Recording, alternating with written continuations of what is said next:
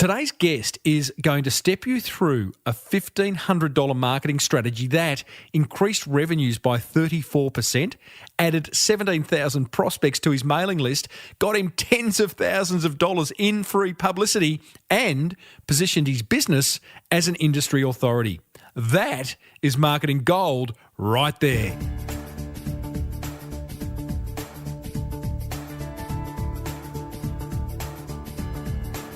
Before we get stuck into episode 422 of the award-winning Small Business Big Marketing Show, that marketing gold I'm talking about is made possible thanks to our great mates at American Express. Exclusively possible, actually, because today and for the next couple of episodes, they are the exclusive sponsor. To find the right card for your business and to see how your business expenses can reward you, go ahead and Google Amex Business after the show. Then try and wipe the smile off your face. Well, I said, welcome to a small business marketing show, where successful small business owners share their souls to take your marketing straight to the lead. Now, here's your host, Mr. Timbo Reid. And welcome back to the Small Business Big Marketing Show. I'm your host, Timbo Reid. You, infinitely more importantly, you're a motivated business owner and you are ready to crank out some great marketing to build that beautiful business of yours into the empire it deserves to be. Big show today. Very educational show today. You're about to be stepped through an unbelievably clever and high-converting content creation strategy. And cheap, by the way. Another motivated listener shares a marketing strategy that's working for them and win a couple of prizes in the Monster Prize Draw. And this week's Jingle of the Week will do amazing things for your system. As per usual, team, there is marketing GOLD dripping from the ceiling over here at Small Business Big Marketing's HQ. So let's get stuck right in. Do you need a speaker for your next conference? Recommend Timbo to your event organiser. Or better still, book him. Tim Reid, that's reid.com.au. Richard Kelsey is the founder of Beer Cartel, an online and bricks and mortar store offering Australia's largest range of craft beers. He offers 1,100 craft beers, in fact. That's a large range of stock. He first appeared on this show 3 years ago, and since then, his business has gone from strength to strength, maybe from appearing on this show, but he's probably done other things as well. A few months ago, Richard, who is an ex-market researcher, by the way, decided his sales needed a kick along, and he also wanted to significantly increase his database and become known as an industry authority. So he created an online survey which produced just some incredible results, and he's been kind enough to literally take us through exactly how he did it. I started off by asking Richard where the idea for an online survey came from. So we'd been wanting to grow our email database. We've always thought that email marketing's a great way to actually get customers both engaged with you and buying from you. So we started from there and we tried a range of different things. So we offered a number of sort of freebies to see what consumers thought of those and to try and get them to sign up. So we did a voucher offer where we said, if you sign up, you can get $1,000 worth of discounts to spend with different bars and breweries from throughout Australia. We put out a top 50 beers of Australia ebook each year and try and get people to sign up for that. And we've also done a whole heap of different quizzes to get people to see how much they know about craft beer. And the end game would be to also try and get them to join our mailing list. So those three things you've just mentioned, they're lead magnets, they're ways, they're offers from you to encourage people to give you their email. They sound pretty compelling, but obviously didn't get the traction you wanted? They all worked, but to a limited extent. So we're a small business. We don't have a massive marketing budget. So they were all things that helped grow our database a little bit, but we really wanted something that could then take it to the next level. And we knew that the quiz was actually something that was really easy to complete. And we thought, well, what happens if we tried to do the same idea but actually turned that into a survey? And so that was our starting point for the Australian Craft Beer Survey. Well, I beg to differ. Your starting point was the fact that you, in your corporate life, prior to escaping the cubicle, were a market research consultant, correct? Yeah, I was. So going back 8 years or so, had about 7 years of market research. Right. And so we worked for the big end of town, doing things for banking, for FMCG, fast-moving consumer goods, for beer, right across the whole gamut. So was it just a bit of an epiphany you finally had one day where you've gone, oh, a survey? Yeah, well, I've always wanted to create a survey for the craft beer industry. At the time, prior to that, I'd always thought that the time and effort it was going to take to actually create it wouldn't justify the return. So all I was thinking about was the small little survey that we could send out to our database and we could put it on our blog, but probably wouldn't really do much else. And then I started to have to think, well, what happens if we actually thought about it in a bigger game? What happens if we actually did it to actually help the industry grow, and we fed the results back to the industry and then took it from there? So it was all about going, okay, how can we actually do this but on a much bigger scale and actually help the Australian craft beer industry? Pretty big thinking, Richard, for a little business. Yeah, it was. I think once you do start thinking outside of your little box, things do start to change. And the results that we've had from the Australian Craft Beer Survey have just been massive. Well, keep your powder dry on that because they were massive, and I want to understand step by step how you actually created it. So you've gone, okay, online survey, tick. You know, one of the things I particularly love about this, by the way, is that here we are, Beer Cartel, small business, wanting to be much bigger, but taking on a challenge that, you know, looking at what you've done, I would have expected that to come from, you know, a Carlton United brewery, a big national or global brewer. So this is what I particularly love about the idea. What were you hoping to achieve, besides obviously an increase in sales? What were you hoping to achieve from going down the online survey route? So I guess there are a few different things we were looking at. One was obviously to build our customer list, which, we thought, well, what we can do is actually take our survey, put it out there, and then ask other people within the industry to help support it as well and promote the survey. And we thought we could magnify it that way. The other was to just become a thought leader in our space. So we wanted to be that sort of knowledge base that people actually look up to and think of us highly. The other one was to get publicity about us, to make us more well known. And the last one was to really drive sales. The idea was that if we can get people to complete the survey, we might be able to give them a reward at the end, and hopefully they might be able to buy from us. Fairly ambitious objectives. I'd be interested to see whether you achieve them, he says with a smile. So let's step through the creation of this wonderful, what is essentially a content marketing creation strategy that you've used a survey to accumulate the content. So first of all, what software did you use? So we used a survey platform called SurveyMonkey. And we used their gold plan, which was, I think it was $330 for the year. And that allows you to do unlimited surveys for the year. Unbelievable. As a market researcher, you must look at who's created, I guess, bespoke surveys previously. You must look at software like SurveyMonkey and go, this is incredible what you can do for $300 a year. Oh, absolutely. I mean, I did use this in my market research days. This was kind of our cheap end of town when clients came to us on a really small budget. But the amazing thing is it actually compares to the big, massive, costly survey programs that you could use as well.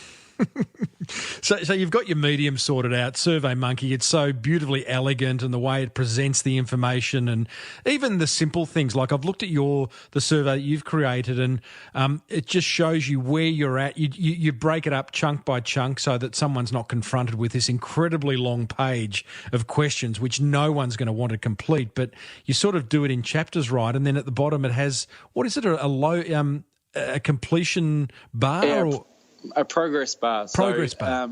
The key thing for anyone when you're completing a survey or doing any kind of form really is to give them an idea of how far along they are.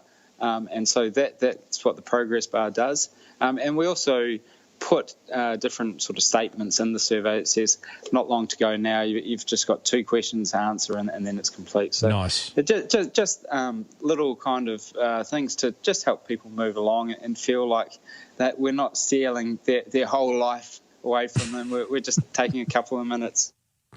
Getting the medium right is one thing. So you've got SurveyMonkey. Tell us about getting the message right, getting the copy right. I'm assuming you wrote it, but for many that would be a daunting task to write up a survey. What's the key tips, Richard? So, I was very lucky that I did have the market research experience, so I did know how to write a survey, but I think it's something that anyone can do these days. And there's a couple of reasons for that. If you Google your industry market research questions, you'll find questions that come up that people have used in other surveys. So if you're trying to create this yourself, you could definitely go down that route. And the other thing is SurveyMonkey and other survey platforms, they actually have set kind of questions that you can actually use to put into your survey. So simple things like your gender, what's your age, what's your income. These are already structured for you, so you don't have to try and reinvent the wheel. You can actually just take these and make use of them. Is there a sort of any learnings around open-ended questions versus closed questions? Yeah, absolutely. The main thing is you want to make the survey as simple as possible to get people to complete. So to do that, you want to require as little energy and brain matter from them as possible. So you don't want to have open-ended questions. It's all about sort of tick-the-box questions that people can quickly answer and then move along. And the other thing I'd say is also with your questionnaire or your survey, trying to make it around 5 to 7 minutes max, because people, we all know we're completely starved of time these days. So it's something that doesn't feel too long, but it's actually, if you ask the right questions and it's to an engaged industry, people actually enjoy taking part in the survey. I think maybe we are starved of time, but we have our attention spans have shrunk thanks to things like social media. So combine those two things and you want to keep it simple and sharp. Just walk us through. I'm going to put a link to the entire questionnaire in the show notes of this episode, but just walk us through the types of segments and questions that you were asking. Yeah, sure. So one of the first questions was just to confirm their age, because we obviously need to make sure they're 18 plus because it's around alcohol.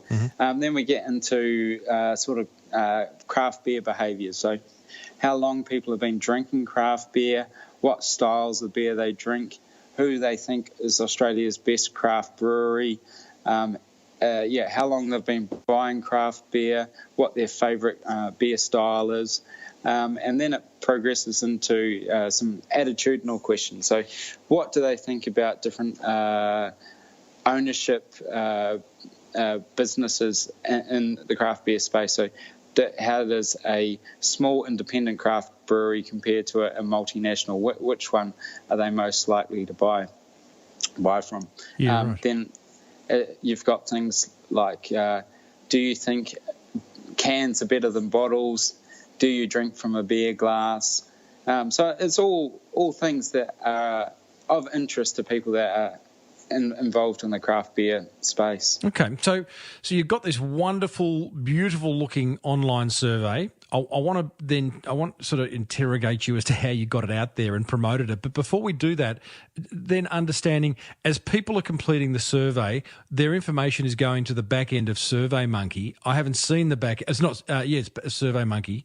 I haven't seen the back end of that program. I'm imagining it presents the data very clearly and allows you to cut it up however you like? Yeah, absolutely. You can slice and dice it however you like. It has a huge gamut of different charts that you can choose from. So if you want your pie chart, your bar chart, your column chart, it's got all of those, your line chart.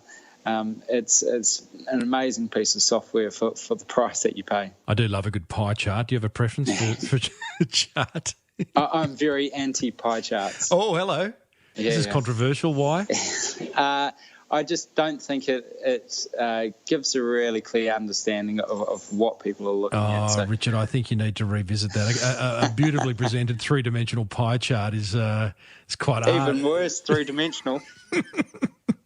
All right, we disagree on pie charts.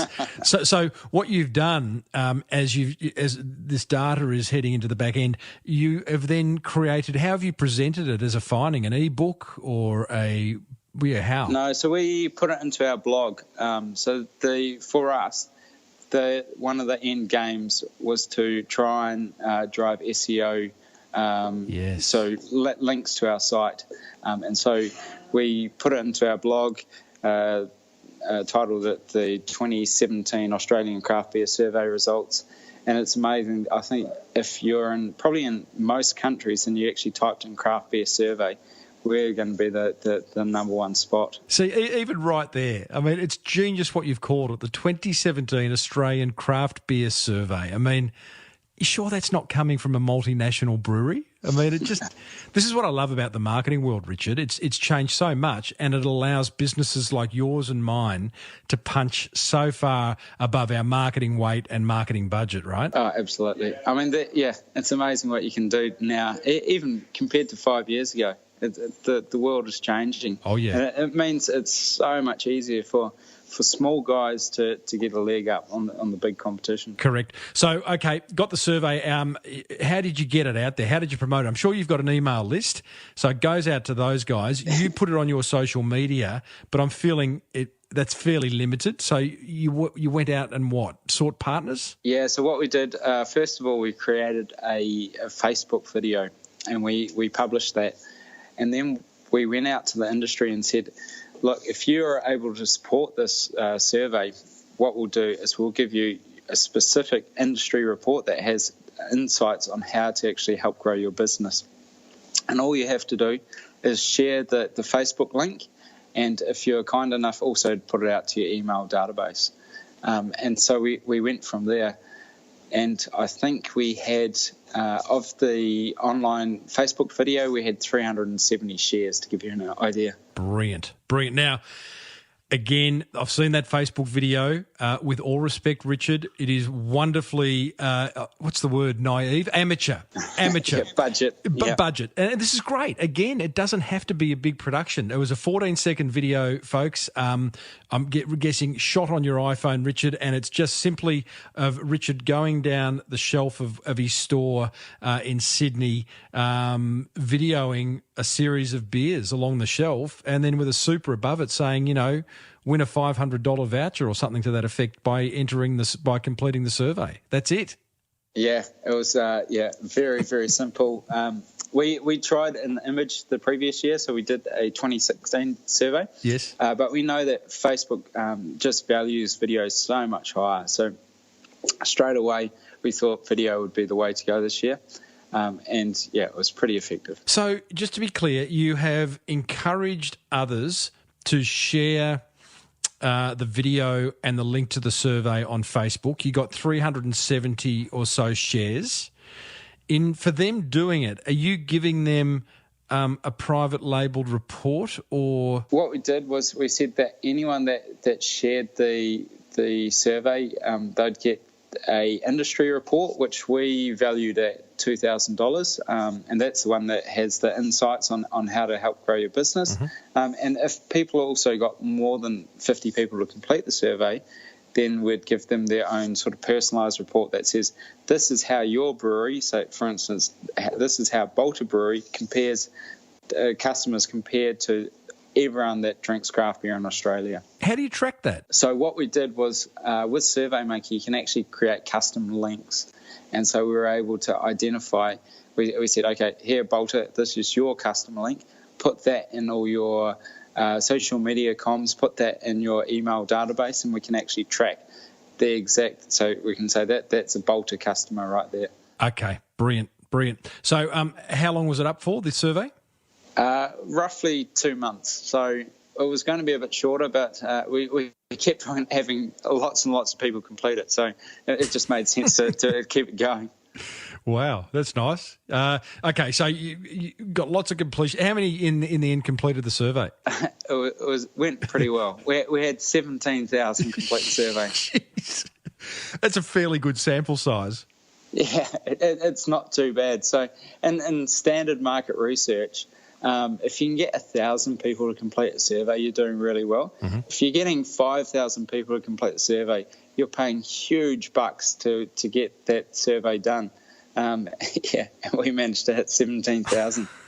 It's a great story. Okay, let's talk about the results. Well, actually, the other thing which I think is really interesting is it cost a whopping $1,500, correct? Yeah. So part of that was the money for SurveyMonkey, $330. Yes. We had $500, a prize of $500 to spend on craft beer for one lucky person that completed the survey. And we spent about $500 on Facebook ads. I think it'd be fair to add to that your time too. This is, I'm imagining, fairly time consuming. Yeah, it was. It did take a bit of time and effort, but the payoff was massive, so it was well worth it. Just before we talk results, because they are amazing, Richard, I want listeners who are other small business owners to think, I could do this. So a twofold question. One is an online survey a great content marketing strategy for any type of small business?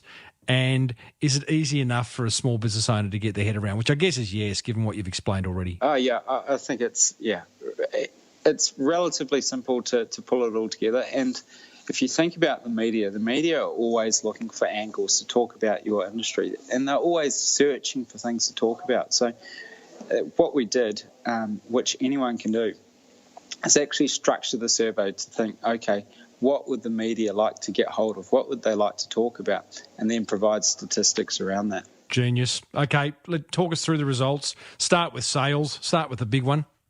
Sales. So, yeah, we had a good.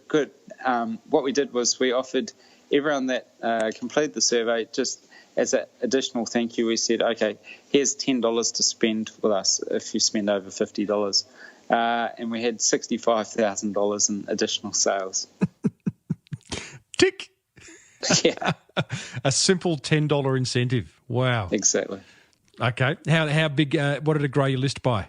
Grew our list. So before we started the survey altogether, so back in 2016, we had 6,000 people on our survey, on our email list. We had 7,000 people that completed the survey in 2016, and then the 17,000 that completed it in 2017. And it grew our database to, we're at 32,000 now. Mate, that is tremendous. What was the, just out of interest, what was much of an unsubscribe rate once they'd done the survey? No, it was very, very small. And I think part of that is we don't just look at our email database as just a one-way thing to get sales from. We actually, our whole ethos of our business is we're really passionate about craft beer.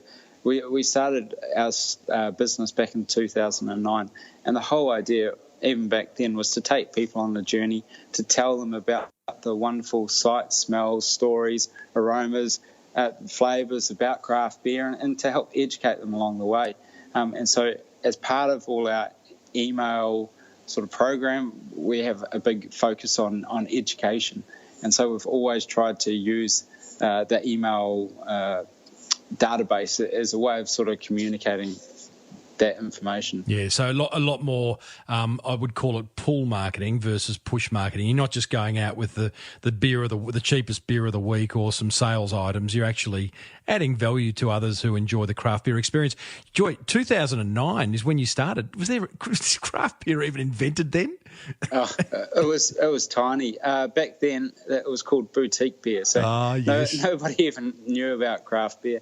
And yeah, it was very, very hard to get hold of anything.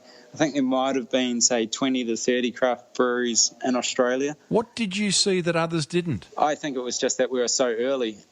Yes, so people hadn't even thought about it. So these days, there's actually a lot of sort of, I guess, bottle shops and other people that want to enter the space. And the breweries have grown from say it was 30 breweries back then to almost 500 now. So it's just changed completely. I actually think there's more. I've had Jamie Cook from Stone and Wood on this show, and also the lady from Burley Brewery. I'm sure they said there was like 850 craft breweries, or am I imagining that? Seems like a lot. It might be your imagination, but they're growing pretty rapidly. Rapidly, yeah. There's basically every week there's a new craft brewery spouting out these days. So it's exciting times for the industry. It certainly is. Let's get back to the results from the online survey. What did it do for website traffic? We doubled it compared to 2016. Off a low base or off a pretty reasonable base? A pretty decent base. So doubled. I was talking to a person that was trying to get us to do some ads the other day, and he couldn't believe just how much traffic we got that was unpaid. So it's going all right. Well done. And I imagine you would have got, from an SEO point of view, you would have got a whole lot of backlinks. Oh, yeah, it was massive. I think we were featured in about 20 to 30 different media pieces. Beautiful. We were in podcasts like yourself, radio interviews. We were everywhere. So a great amount of publicity received. Just with those backlinks, we talked about this off air, but the idea of, have you gone out to each of those outlets and bloggers and other podcasters who have talked about this in their medium and tried to, manipulate the backlink? So instead of click here for the 2017 Australian Craft Beer Report and click here is hyperlinked, you would want 2017 Craft Beer Report hyperlinked. Have you done that? Have you gone and followed them up? I haven't, but yeah, it sounds like a good idea. So I think it'll be something to get our VA to do. Correct. Yes, it's a bit of a roll the sleeves up strategy, but absolutely worth it. Lots of publicity received. How would you measure your thought leader status now that you've done it? Yeah, I guess one of the key ones was I got to present at the last year's Australian Craft Brewers Conference. So straight away, that does help, and I've been asked to speak again this year. So, amongst the industry, there's a big tick there. Outside of that, just in the marketing world, I actually got our story promoted in Sumo, which is one of the big sort of marketing websites that's behind Sumo Me, which is the great sort of app seller, if you like. That's a big get. Very Google friendly, getting a backlink on Sumo, much less a case study, and it's a very good case study, I must say. Any other unexpected outcomes? I mean, certainly getting asked to speak at that conference is pretty significant. Anything else that you've gone, wow, didn't think that'd happen? Yeah, well, when I was actually at that conference, so they had two big keynote speakers, and there was one lady that was a German professor that travels the world talking about craft beer and getting paid a monstrous amount for it. And while I was sitting in the audience, she actually started talking about the Australian Craft Beer Survey. And this is the lady I've never met, never spoken to. And she's referring to that as a great example of stuff that's happening in the industry. I love it. And you were on after her?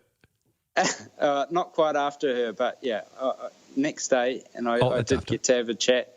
So it was... Yeah, it's nice when you see something like that happen. Did you establish any kind of partnership with her? Not a partnership, but we're keeping in touch, and I'm keeping her abreast of what's happening in the Australian market. Well, Richard, it's a great story. You've sort of created a very positive rod for your own back now. I'm assuming this is going to be an annual event? Yeah, so we're just about to launch the 2018 survey, and so... Yeah, just working on the last sort of questions for that at the moment. Pretty excited about it when it rolls out. What are you going to do differently?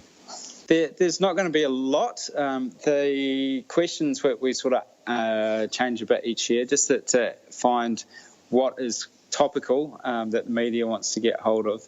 One of the big things we're going to do this year, though, is actually ask people to refer others to complete the survey. And we're going to offer an additional prize for those people that do get their friends to complete the survey, and we'll just see how much that can actually increase the amount of people that complete the survey. I guess it'd be tempting to do a fancier video and sort of up the ante on everything you do, but at the same time, what you're doing is working. So your challenge is to kind of just maintain some kind of, equilibrium.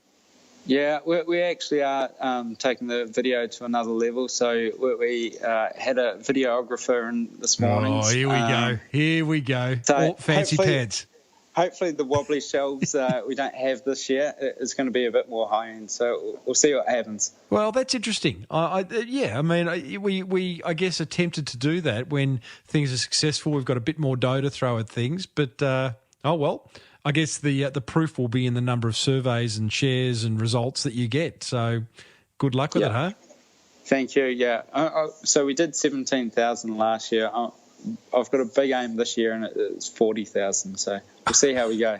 That's significant. That's like double and a half, isn't it? Yeah. We've got a few different ideas, and the other thing is we're going to try and partner with a few other big sort of companies, and if they come through, then I think we should be well on the way to hitting that. You've been in business since 2009, Richard, with Beer Cartel. Is this online survey the best marketing you've ever done? This and one other thing. So we also have a Christmas advent calendar pack that we release. And so it's... of course you have. We release it, so it's a countdown to Christmas. So if you think of the traditional advent calendars that you'd have, that you'd go from the 1st of December till I think that's normally end on the 24th of December. Mm-hmm. And you have a little chocolate inside, and you get to eat those on each day and get all excited. Well, we've done the same with craft beer. So it's a case of beer, and you get to open it up each day and reveal a different beer to put in the fridge and enjoy that night. I think that's genius. Just to explain the logistics behind that, it's actually a box of beer, individually marked so that you know that, that's December 1, December 2, December 3, and each one's different. Yeah, absolutely. So it's a box of beer, individually sort of perforated or containerized, and so you just pull off your little cardboard thing that goes on the top of each beer each day, and you count down to Christmas. So, mate, I think that's genius. How much does it cost, and where can people get it?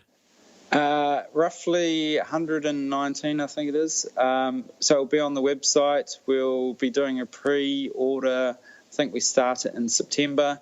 They go absolutely crazy. So I would imagine they would, and I would imagine too that if you could white label that and provide them, do branding for other businesses to provide to their clients, that would be just a business within itself each year. Yeah, potentially. Even last year, just with the one that we've got, we had some clients that bought a whole heap. So, they're pretty awesome presents. And one of the things is it stops the clutter of a present that's normally given late December, right near Christmas. This is something that you can actually give someone in November. So you're avoiding the sort of Christmas gifting clutter. Oh, I think it's genius. Richard, you are a very clever fellow. Thank you for sharing, and I look forward to speaking to you later in the year just to get a quick update on how the 2018 Australian Craft Beer Survey went. Yeah, sounds good. I'm pretty hopeful that it's going to go pretty well. Good on you, buddy. Thank you. No worries. Thanks for that.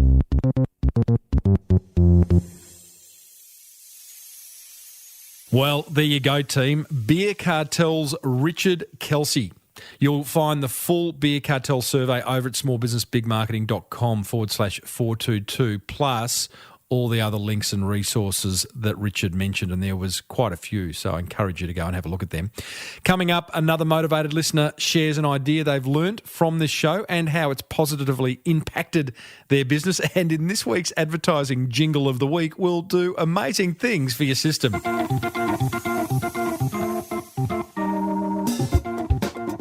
Here's a money-making tip from American Express member and Four Pillars Gin founder, Stu Gregor. I, for the life of me, don't understand why a business won't accept Amex, because what you're potentially doing is knocking back customers who want to spend money on your product. or your brand or your service or whatever it is. And I frankly don't understand it. If someone wants to give me their Amex and buy 10 bottles of gin, I tell you what, I'll take their Amex, thanks very much. You're potentially also denying yourself a big chunk of corporate business as well. You know, because a lot of sales guys, I know me in my own business, I use Amex, and if I go to if I ring to make a booking at a restaurant or a bar or something, I say, do you accept Amex? And they say no, I go somewhere else. So they don't even know the business they're missing out on. It beggars belief. And I often find myself having these rather awkward conversations at the with a shopkeeper or a bar owner or a restaurateur saying, why wouldn't you take it? I'll pay you the extra. I'll pay 1.5, the credit card service fee or whatever you want. Take my money. It's Business 101, really. Make it easy for people to give you money. Speaking of money, the American Express Business Explorer credit card comes with 50,000 bonus points every year, a low interest rate, and 2 points on every dollar you spend. Not to mention a couple of tickets to the very swish Amex Lounge at Sydney International Airport. Search Amex Business to find out more. New American Express card members only. Terms and conditions apply. My top 3 attention grabbers from that chat with Beer Cartel's Richard Kelsey, thanks to the good folk at American Express. Attention grabber number 1. I love the idea of a small business taking responsibility for conducting an ambitious piece of market research and boldly calling it the 2017 Australian Craft Beer Survey. Makes it sound big, important. It makes it sound like it's come from a business so much bigger than Beer Cartel. Quite genius. Attention grabber number 2. I love the way Richard incentivised other businesses to promote and complete the survey by offering them a personalised report. We call that in the trade amplification. Get others who have the attention of the people you want to get in front of to share your content, and in this case, his online survey.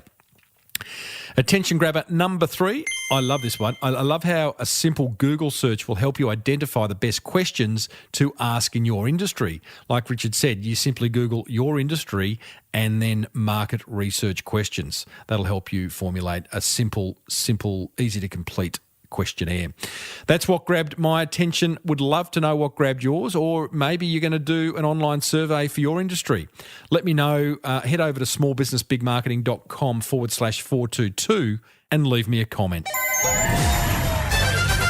Come on down. It's Timbo's Monster Prize Draw. Oh, yes, indeedly doodly. It's time to reward a motivated listener for taking some marketing action, because that's what it's all about.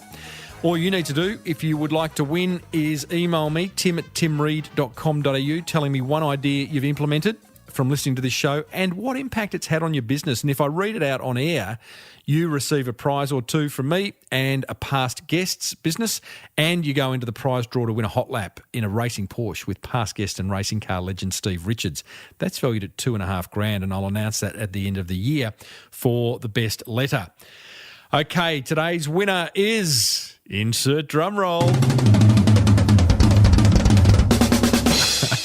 I love that drum roll. The winner is home handyman from Western Australia, Keith Hutchings. Well done, Keith. Love your work, mate.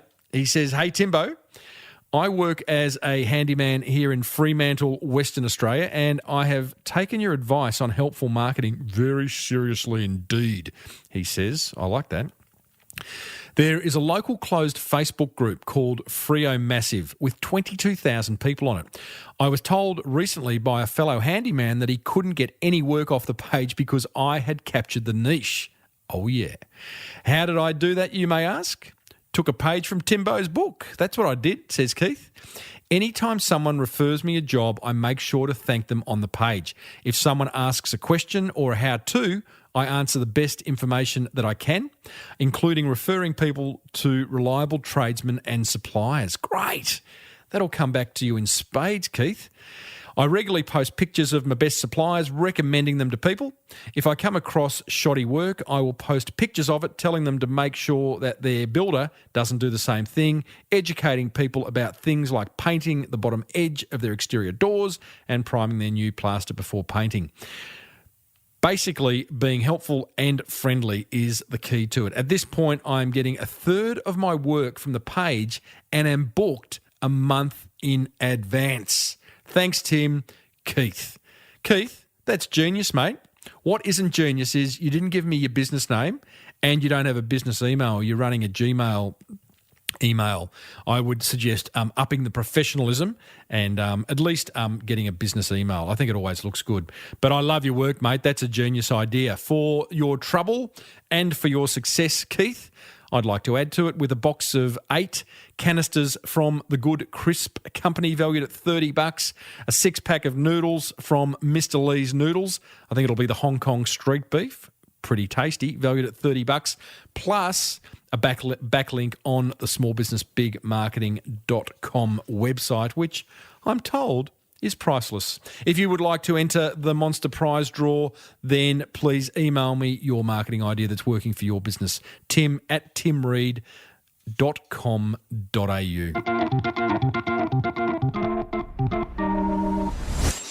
Righto, time to jump in the time machine and head back to the days of tape, audio tape, for this week's advertising jingle of the week. I get a shiver running up my spine. I hear sounds I've never heard. I feel the music surging through my system. I'm in another world. I'm in another world.